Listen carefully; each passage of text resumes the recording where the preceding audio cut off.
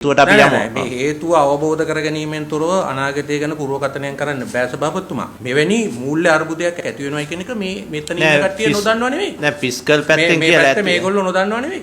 හරි? මේගොල්ලෝ පැහැදිලිවම දන්නවා.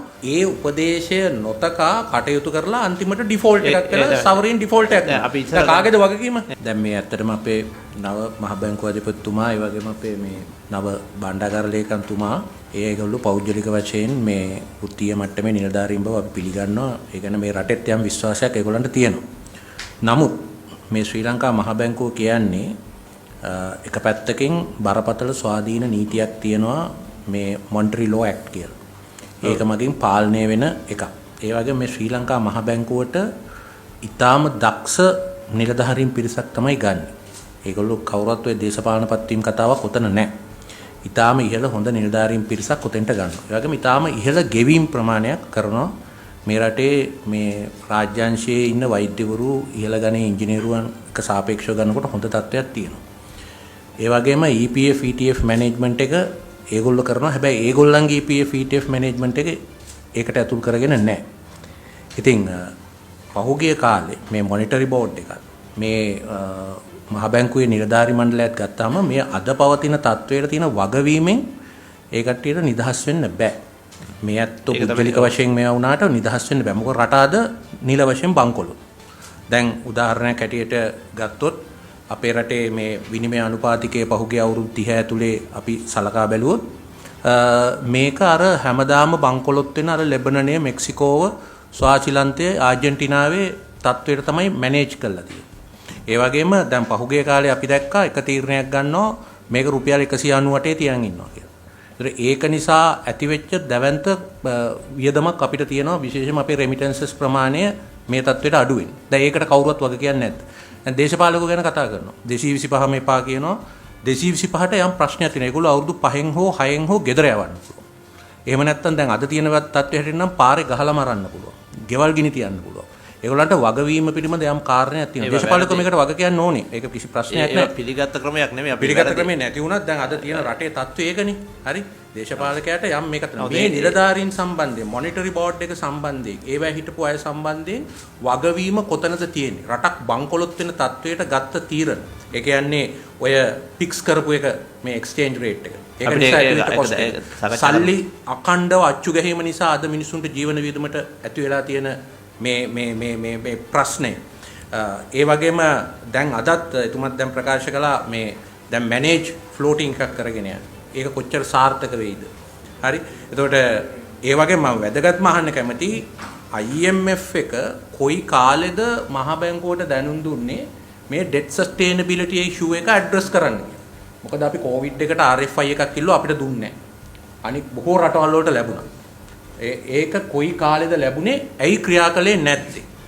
අපි මම මේ කියන්නේ ඊයේ පෙරේදා වෙච්ච එකක් නෙවෙයි. නෑ අපි කොහොමද ඔය වගවීම පිළිබඳ කාරණේ මේ කෝප් එක විසින් මෙතුමන්ලගේ මේ වැදගත් නිලධාරීන්ගේ ප්‍රශ්නයක් නෙමෙයි. මේ වගවීම පිළිබඳ කාරණේ දේශපාලන වගවීම වගේම මේ නිලධාරීන්ගේ අපිට පුළුවන් කෝප් එක විදියට අද වුණ තීරණයක් ගන්න විශේෂ පාර්ලිමේන්තු කොමිසමක් පාර්ලිමේන්තු මේ කමිෂන් සභාවක් මේකට පත් කරලා මේක හොයන්න අවශ්‍ය නම් අපිට ඒක හොයන්න ඕනේ. මොකද දැන් දේශ දෙන්න පුළුවන්. ඒ කියන්නේ ඒක දැන් ඒ නිසා අපි මේකේ හේතුවත් හොයාගමු. ඒකත් එකක්.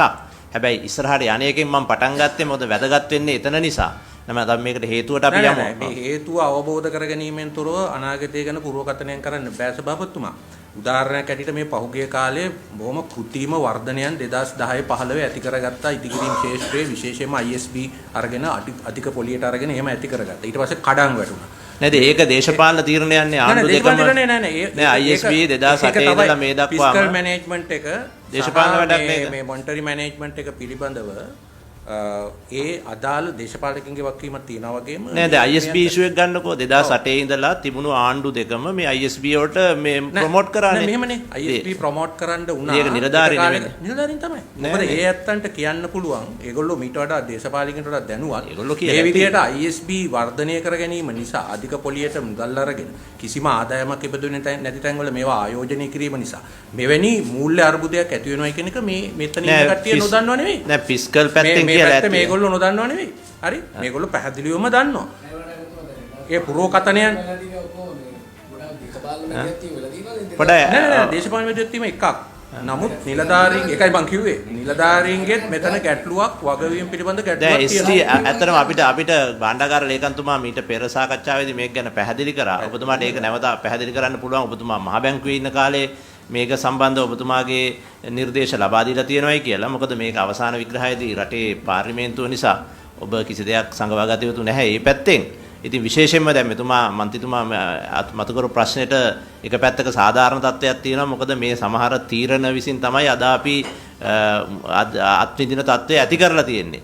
ඒ නිසා මේකේ මේ ෆිස්කල් පොසිෂන් නැත්නම් ෆිස්කල් පොලිසි එකයි මොනිටරි පොලිසි එකයි දෙකම එකට අරගෙන එක විදිහට කරපු ගතියක් තියෙනවා. ඒක විසින් සමහර ප්‍රශ්න ආර්බුදයට ගිහිල්ලා තියෙනවා. හැබැයි මහ බැංකුව විදිහට ඔබ ඇතුළු කණ්ඩායම අභ්‍යන්තරික මෙමෝස් වලවත් මේක සම්බන්ධව සාකච්ඡාවක් තිබුණාද කියන එක ඉතා වැදගත් අපේ සාකච්ඡාව ගෙනියන්න දැනගන්න.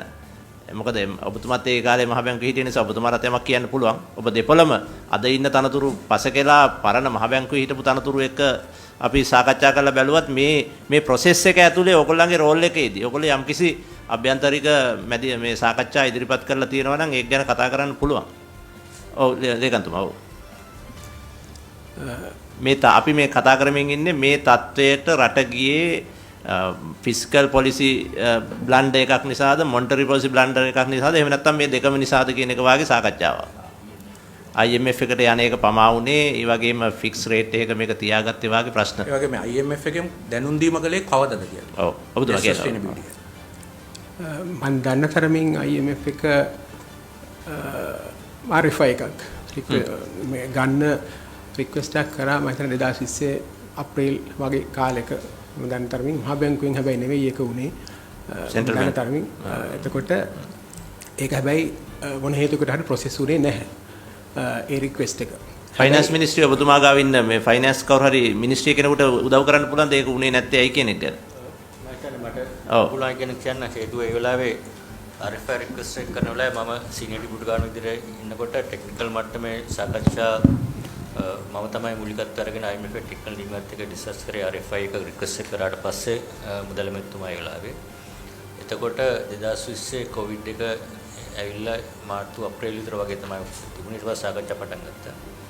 ඒ වෙලාවේ ජාත්‍යන්තර මුල්ලර මුදලේ මතය තිබුණේ ඒගොල්ලෝ කරා debt sustainability analysis කියන එක තමයි මුලින්ම පළවෙනි ඉන්ස්ට්‍රුමන්ට් එක ඒගොල්ලෝ කරේ. ඒක කරලා බලලා කියනවා අපේ ණය යම්කිසි ආකාරයක ඒගොල්ලන්ගේ assumption එක අනුව ඉදිරි අවුරුදු 5 තුල debt sustainable නැහැ කියන නිගමනයකට ඒගොල්ලෝ ආවා. ඒ වෙලාවේ 2020 මාර්තු අප්‍රේල් කාලේ තමයි ඒක. ඒකට සාකච්ඡා කරගෙන ගියාට පස්සේ අවසාන නැවතුනේ ඒගොල්ලෝ යෝජනා කරා අපේ debt sustainable නැහැ.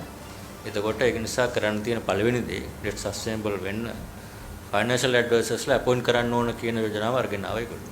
ඒක තමයි ඉහළ මට්ටමේ ඒ අධ්‍යක්ෂක වරයා කතා කළා මම හිතන්නේ ප්‍රෙසිඩන්ට් සහ සෙක්‍රටරි ප්‍රෙසිඩන්ට් හරි එක ඒ මට්ටමෙන් කතා කරලා කිව්වා මේක තමයි අපේ தত্ত্বය මේක ඉදිරියට යන්න නම් RFI එක IMF එකේ member country එකට IMF එකේ තියෙන rules අනුව සමාජික රටක debt sustainable නැහැ කියලා බලන පේන ඒගොල්ලන් ණයක් දෙන්න බෑ emergency එකක්වත් දෙන්න බෑ ඊට ඉස්සෙල්ලා debt advisor පත් කළා ණය ඒ මතේ එවලා තිබුණාද රටට? ඒ මතේ පැහැදිලිව දැනුම් දුන්නා. එතකොට ටෙක්නිකල් මට්ටමින් අපි සාකච්ඡා කරන ගෙනල්ලා ඩිස්කස් ගණන් ආවට පස්සේ අපි දෙගොල්ලම දැන් එග්‍රී වුණා ඩිස්කස් ඇනලිසිස් එකේ මෙන්න මේ පාත් එක තමයි අපිට මෙහෙම ගියොත් වෙන්නේ කියන්නේ.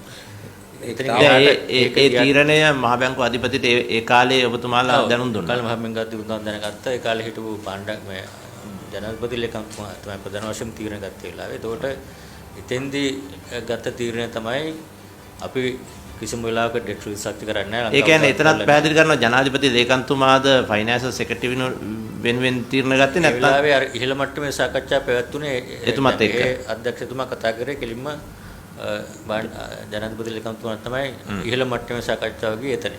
එතකොට එතෙන්දී තීරණය කරා අපි ඩෙට් රිසර්ච් කරන්නේ නැහැ.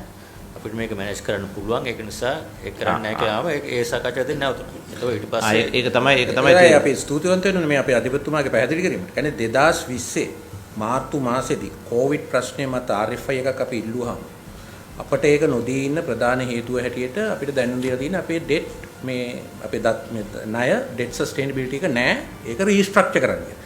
ඒ උපදේශය නොතකා කටයුතු කරලා අන්තිමට ඩිෆෝල්ට් එකක් කරලා සවරින් ඩිෆෝල්ට් එකක්. අපි ඉස්සර කාගේද වගකීම? ටෙක්නිකලි ගමුකෝ දැන් එතකොට දැන් ඒකේ ඒ මිනිට් එක හරි ඒ ඩිසිෂන් එක මුදල් මණ්ඩලයටත් ඔබ මේ මහ බැංකු අධිපතිතුමා විසින් දැනුම් දුන්නද?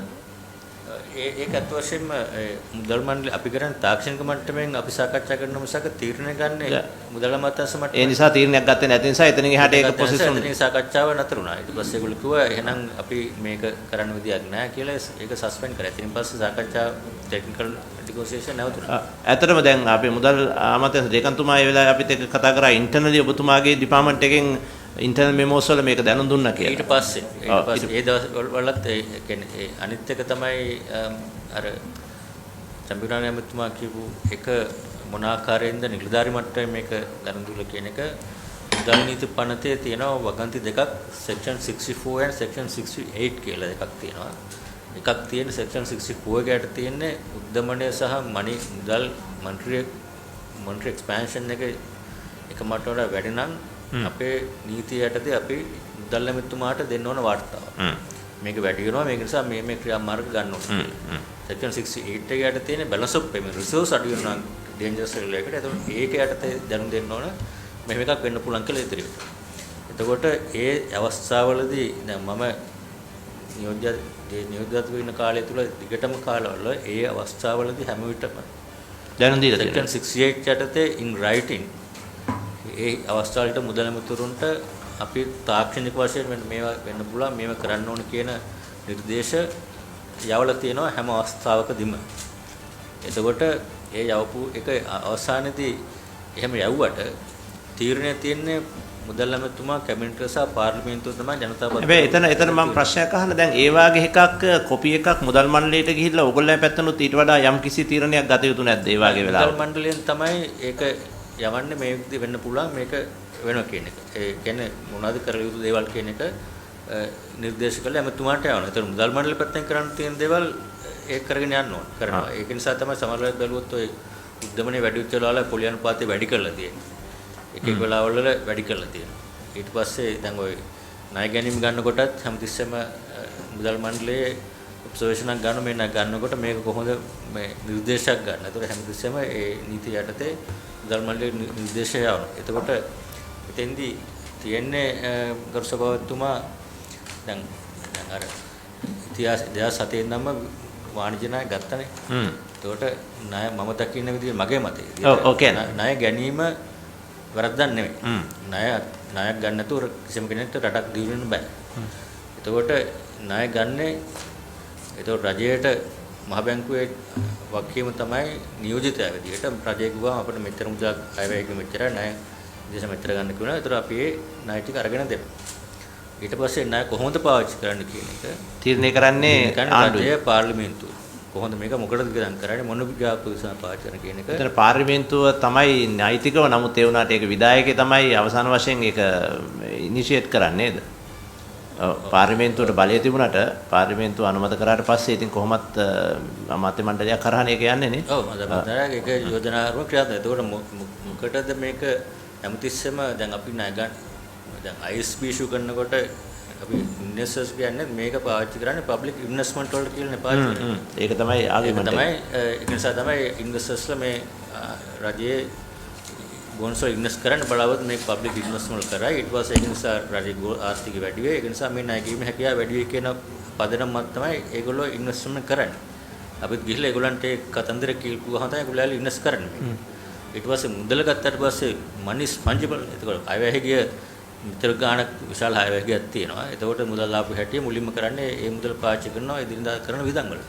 ඒතර යම්කිසි කොටසක් යනවා ඇති ඉන්වෙස්ට්මන්ට් වල ඒ ඉන්වෙස්ට්මන්ට් එක කොච්චර රිටර්න් එකක් තියෙනවද කියන රිටර්න් එක ජෙනරේට් කරන්නේ නැද්ද කියන එක ඒක තමයි තියෙන මේ අපි මේ තත්ත්වයට ඇවිල්ලා ඒ පැහැදිලි ඔබතුමා ඒ කියන කාරණේ කියන්නේ මේක මේ ෆිස්කල් පැත්තේ නැත්නම් මේ ගවර්න්මන්ට් පැත්තේ ප්‍රශ්නයක් කියලා ඔබතුමා